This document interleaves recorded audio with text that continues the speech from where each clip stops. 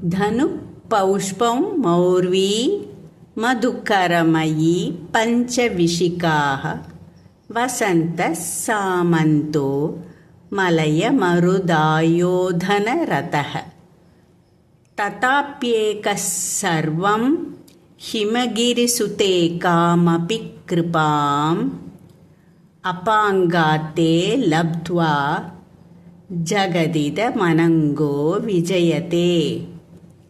धनुः पौष्पं मौर्वी मधुकरमयी पंचविशिकाः वसन्तः सामन्तो मलयमरुदायोधनरतः तथाप्येकः सर्वं हिमगिरिसुते कामपि कृपाम् अपाङ्गाते लब्ध्वा ஜகதிதமனங்கோ விஜயதே.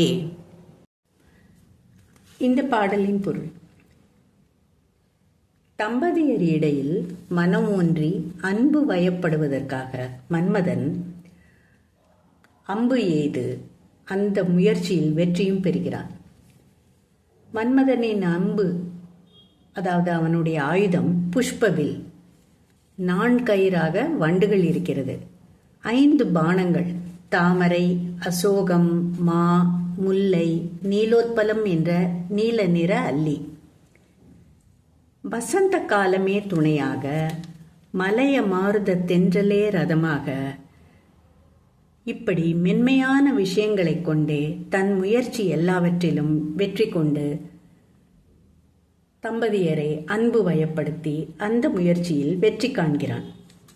பர்வத ராஜகுமாரி பார்வதியின் கருணை கடாட்சமே அதற்கு காரணம்.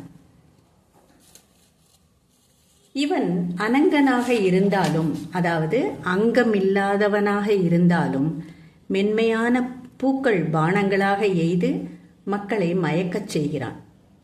அனங்கன் எப்படி என்றால், முன்னொரு சமயம் சிவபெருமான் தவநிலையில் இருக்கும்போது மன்மத பானத்தை விட்டு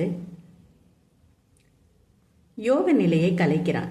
கோபம் கொண்ட சிவன் நெற்றிக்கண்ணால் எரித்துவிட ரதி அம்பாளிடம் மன்றாடி கேட்டு அம்பாள் கருணை கடாட்சத்தால் ரதி கண்களுக்கு மட்டும் சுந்தர ரூபனாக தெரியும்படி உயிர் பிச்சை கொடுத்து, மற்றபடி மன்மதன் உடம்பில்லாதவனாக இருக்கிறான்.